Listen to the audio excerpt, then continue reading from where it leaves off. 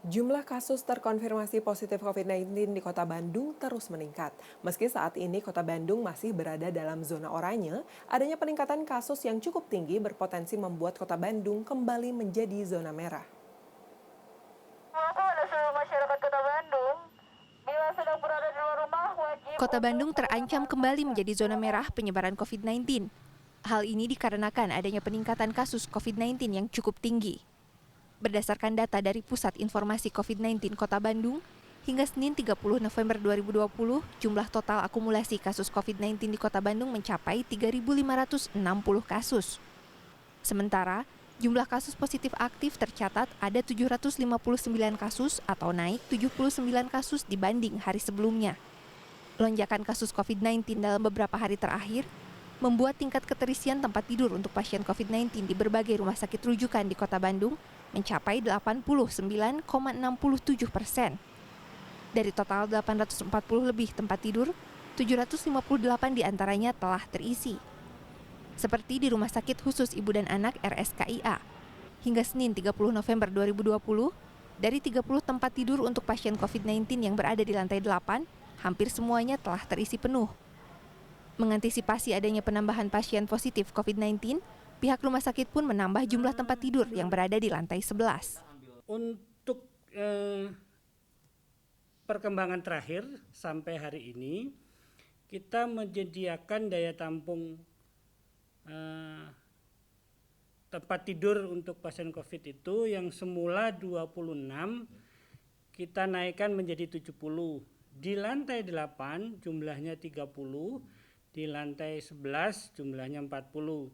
Saat ini di lantai 8 sudah terisi 27 pasien, di lantai 11 masih dalam tahap finishing persiapan walaupun sudah bisa dipakai. Melihat adanya peningkatan jumlah kasus positif COVID-19 di Kota Bandung, Ketua Harian Gugus Tugas Percepatan Penanganan COVID-19 Kota Bandung Emma Sumarna menyebut, Pemkot Bandung terus waspada dan telah menyiapkan sejumlah langkah untuk meminimalisir adanya kemungkinan kenaikan status menjadi zona merah. Langkah kita ini optimal pengawasan dan kontrol di lapangan itu yang lebih diutamakan. Ya, pokoknya kita setiap ada potensi kerumunan kita halau. Itu jangan sampai. Dan gugus tugas kelurahan kecamatan itu yang sekarang ini secara maksimal mereka di wilayah kerja masing-masing, termasuk juga kalau level kota ya Satpol PP lah yang istilahnya melakukan tindakan hal yang sama, terutama di potensi kerumunan seperti di alun-alun dan lain sebagainya. Tetapi kan itu sudah kita mintakan beberapa hari ini bahwa itu tidak untuk digunakan publik. Epidemiolog dari Griffith University Diki Budiman mengatakan, tingkat penyebaran COVID-19 di Kota Bandung semakin mengkhawatirkan. Dengan angka positivity rate yang menyentuh angka 20%, pemerintah Kota Bandung harus lebih sigap dalam melakukan 3T, yaitu testing, tracing, dan treatment. Menurut Diki, jumlah tes 1% dari jumlah penduduk tidak cukup untuk menekan laju penyebaran COVID-19 di Kota Bandung. Tapi kalau namanya testing itu harus sesuai dengan size dari penduduk, ukuran jumlah penduduk, kemudian juga eskalasi dari pandeminya. Jadi walaupun sudah 1% dari proporsinya dari total penduduk, tapi kalau tes positivity rate-nya di atas 10%, apalagi mendekati 10%, ya itu nggak bisa tidak mendasarkan bahwa ini sudah cukup. Amerika saja 1 juta satu hari tesnya.